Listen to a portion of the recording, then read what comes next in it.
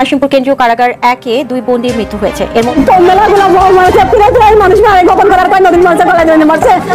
মানে নিজের কাছে মাঝে মাঝে একটু আশ্চর্য লাগে, তবে এই দেশে এরকম ঘটনা এর আগেও হয়েছে। সবই সম্ভব যখন প্রভাবশালী কোনো ব্যক্তিত্ব যারা জেলে থাকেন বা কারাগারে থাকেন। দর্শক শ্রোতা, জেলখানার মধ্যেই হঠাৎ মৃত্যু এবং সিসি ক্যামেরা ফুটেজে যা দেখা গেল। এদিকে সালমান এফ রহমান, জানেন যে আপনারা, সে এখন জেলখানার মধ্যে রয়েছে। আসলে ঘটনাটা কি হয়েছিল সম্পূর্ণ ভিডিওটি দেখলে কিন্তু বুঝতে পারবেন, যার কারণে সম্পূর্ণ ভিডিওটা না টেনে দেখতে চেষ্টা করবেন। আজকে ভিডিওটি খুবই ইম্পর্টেন্ট একটি ভিডিও। তো কথা না বলে চলুন আমরা ভিডিও মূল আলোচনায় চলে যাই। ভিডিও মূল আলোচনায় চলে যাওয়ার আগে আপনার কাছে আমার ছোট করে একটু, আপনি প্রত্যেক মুহূর্তের আপডেট পেয়ে চলে অবশ্যই চ্যানেলটি সাবস্ক্রাইব করে দেবেন এবং পাশে থাকা বেল আইকনটি ক্লিক করে দেবেন, তাহলে প্রত্যেক মুহূর্তের আপডেটগুলো সবার আগে পৌঁছবে আপনার কাছে। দর্শক কথা না বলে চলুন আসলে ঘটনাটি তাহলে বিস্তারিত দেখে আসি।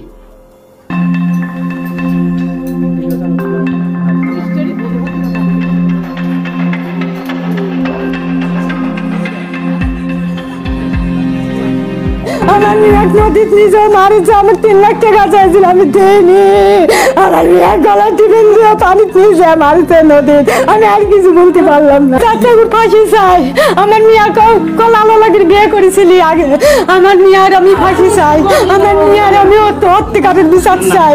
মেলাগুলা বউ মারছে, ফিরে মানুষ মারে, গোপন করার কয় নদীর মারছে, গলায় জন্য মারছে। উপদেশ কোনোদিন উপদেশ ছিল না, কেউ করতে পারে না। আমরা কোনোদিন উপদেশ করিনি। আমার ঘুম পারেনি সবাই, আর পুরুষ দিয়ে, মিয়া মানুষ দিয়ে, এর এই তন্ন তন্ন করে মাঠ ঘাট গোরস্থান মোস্তান নদী মদি সম্পূর্ণ খোঁজা হয়েছে। উপরে সমস্যা বলে ছিলি, সন্ধ্যার সময় সাইজে আবার নদীর কুলোর গেছে। দেখি লাশ ভাসি রয়েছে মানে জাল পাতা, ওই জালের সঙ্গে নকুর আছে না, নকুর বাই দিছিল। তো যে ধরতে গেলাম নদীর কাদা পড়েছে, তো আগাছি গাড়ি যাচ্ছে, তো চুল মাওলা হের আছে, চুল ধরে তাই নিয়ে আসি আমরা তুললাম। আমার ওয়াইফ বলছিল যে আমার বার্থডে কালকে, তো মানে অনেকদিন আগে মানে প্ল্যান করছে, 2 মাস আগে প্ল্যান করছে যে বার্থডে পালন করবে, কিন্তু আমি সে জায়গায় বলছি না, যে হঠাৎ এগুলো মানে ভালো লাগে না আমার, আমি কোনোদিনও করি নাই আমার লাইফে। তো সে বলতেছে না, এই আমার মানে বিয়ের প্রথম বার্থডে, তোমার বার্থডে পাইছি, এই জন্য বার্থডেটা পালন করবো। আমি আবার নিষেধ করেছিলাম, সে শোনে নাই। সে বলছে যে আচ্ছা ঠিক আছে বার্থডে পালন করো। ছেলে রাত 12টা সাড়ে 12টার দিকে ফোন উঠে ঘরে দেখি না, মনে করেছে যে বাথরুমে গেছে। তখনই ছেলে বাথরুমের থেকে খুঁজে আইসি আমার কাছে বলতেছে, ডাকতেছে, আম্মু ওটো তো। আমি কাছে কে কছে ওটো তো। বৌমার আবার একটু সমস্যা, মাঝে সাঝে সমস্যায় তাবিজ দেওয়া আছে। তাই কাছে সাজা গুজা করেছে না, আবার সমস্যা হইলো। তাই কাছে কি হয়েছে, কছে কি যে মায়াও ঘরে নাই। কালার এক্সপার্ট, জর্জ স্যাপ এবং মাইল্ড অন হ্যান্ডস টেকনোলজি সমৃদ্ধ অরিক্স ক্রিস্টাল ওয়াশ। আপনার আমার 4টা বন্দুক জোয়ার দিছি। ও নিজে হাতে সবকিছু সাজাইছে, কেক নিয়ে আইছে, নিজে হাতে সবকিছু করেছে, অনুষ্ঠান পালন করছে ঠিক মতো। খাওয়া দাওয়া হয়েছে, ফ্যামিলির সাথে যে আয়োজন করা হয়েছিল সব খাওয়া দাওয়া, সবাই হাসি খেলে খাওয়া দাওয়া হয়েছে। তারপরে রাইতে 10টার দিকে সকালে আমি আবার কাজে যাবো, আবার আমার পরে ঘুমাই। প্রতিদিনই আমার পরে ঘুমাই। আমি সকালে কাজে যেদিন চলে যাই সেদিন আমার পরে ঘুমাই। তাছাড়া যেদিন আমি কাজে যাই না সেদিন আমি ফোন দেখি, ওর সাথে একসাথে ফোন দেখি। সেদিন তো আমার ফোন দেখছিল, ফোনে টিকটক দেখছিল।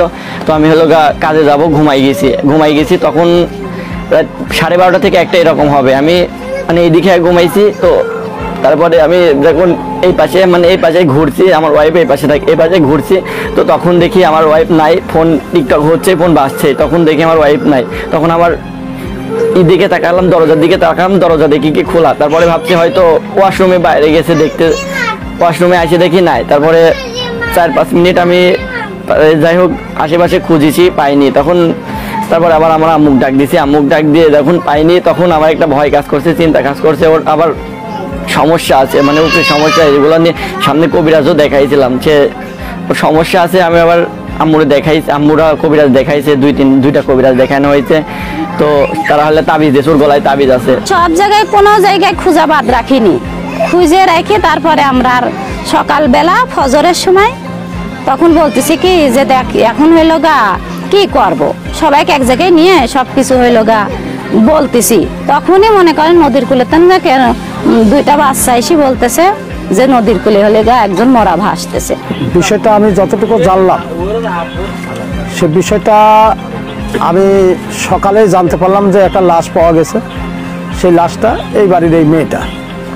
আমি ঘটনাস্থলে পৌঁছাই এবং জানতে পারি যে মেয়েটার নাকি পূর্বে উপসর্গ বা জিন, ভূত এই জাতীয় কোনো আশ্রিতার কারণে মেয়েটা যেভাবে হোক নদীতে পড়ে যায় এবং নদীতে পড়ে যাওয়ার পরে গভীর নদী, সেই থেকে আর উঠতে পারে না, নদীতে সে মৃত্যুবরণ করে। সকালে সংবাদ পাই যে পদ্মা নদীতে একটা লাশ পাওয়া গেছে, 20 বছর বয়সী এক গৃহবধূর। আমি ঘটনাস্থলে যাই, ঘটনাস্থলে যাই দেখি যে লাশটা পদ্মা নদী থেকে উত্তোলন করা হয়েছে। 6 মাস পূর্বে তাদের বিবাহ হয়েছে এবং গত রাত্রে তাদের নাকি একজনের নারীর জন্মদিন ছিল। তারা জন্মদিন করার পরে হয়তো কিছুক্ষণ পরেই মেয়েটা পাওয়া যাচ্ছিল না, ওরা রাত্রে সারা রাত নাকি। তো দর্শক, আপনার ভিডিওটি দেখলেন, ভিডিও দেখে যদি আপনার কোনো মন্তব্য থাকে তাহলে অবশ্যই কমেন্ট বক্সে আপনার মূল্যবান মন্তব্য জানিয়ে দেবেন। দর্শক, এখন আমরা পরবর্তী একটি ভিডিও দেখব যেটাতে আমরা আরও কিছু তথ্য আমরা জানতে পারবো। দর্শক, চলুন আমরা সেই ভিডিওটি বিস্তারিত দেখে আসি। গাজীপুর জেলা কারাগার এবং কাশিমপুর কেন্দ্রীয় কারাগার 1-এ 2 বন্দীর মৃত্যু হয়েছে। এর মধ্যে ওমর ফারুক নামের বন্দী মঙ্গলবার ভোরে মারা যান।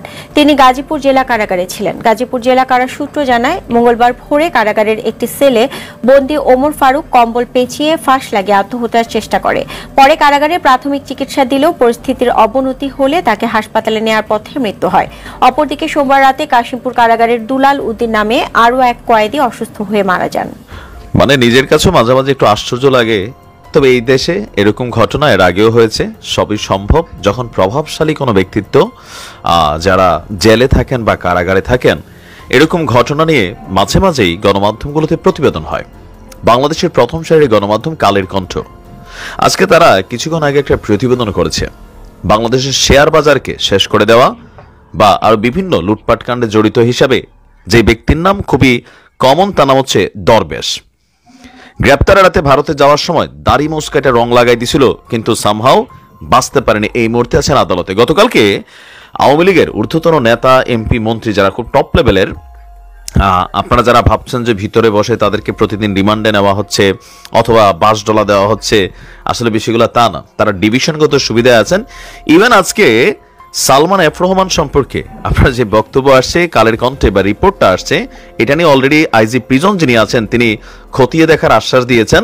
তো কালের কণ্ঠের পত্রিকাটির দাবি, বেক্সিমকো গ্রুপের কর্ণধার এবং সাবেক প্রধানমন্ত্রী শেখ হাসিনার বেসরকারি খাত বিষয়ক উপদেষ্টা সালমান এফ রহমান কারাগারে বসেও দেশের বিরুদ্ধে এই মুহূর্তে ষড়যন্ত্র অব্যাহত রেখেছেন। তিনি জেলের ভেতরে মানে কারাগারের ভেতরে সেলফোন ইউজ করছেন, আছে ইন্টারনেট সুবিধাও। এরকমই বলা হচ্ছে যে মোবাইল ফোনে তিনি ভারতে অবস্থানরত শেখ হাসিনা সহ আওয়ামী লীগের অনেক নেতার সাথে কারাগারে বৈশা বৈশা তারা আপনার যোগাযোগ মেনটেন করছেন। সূত্রটির দাবি, তারা মোবাইলের ইন্টারনেট সংযোগ থাকায়, তার ফোনে ইন্টারনেট সংযোগ থাকায় বিদেশেও কথা বলতে কোনো ধরনের অসুবিধা হচ্ছে না। তবে কারা কর্তৃপক্ষ বলছে কারাগারের ভেতর থেকে মোবাইলে কথা বলার কোনো সুযোগ নেই। এটা আমরাও জানতাম, কিন্তু গণমাধ্যম বলা হচ্ছে মানে কালের কণ্ঠর দাবি তাদের কাছে এটা মানে কি বলে যে প্রমাণ আছে। তো তাকে যেখানে বন্দি রাখা হয়েছে আমাদের কারাগার কর্তৃপক্ষ বলছে সেখানে জ্যামার বসানো আছে। জ্যামার তো বোঝেনি আপনি, মানে হঠাৎ করে ধরেন আপনার বাড়িতে আশেপাশে কেউ বা আইন শৃঙ্খলা বাহিনী যখন অভিযান চালায় তখন তারা জ্যামার বসাই দেয়। তখন হয় কি, নেটওয়ার্ক ফ্রিকোয়েন্সি আপনি দেখছেন কিন্তু এগুলো কাজ করে না, আপনি ইন্টারনেট মোবাইলে দেখবেন কিন্তু কাজ করবে না, সামহাও এরকম একটা বিষয় করা হয়।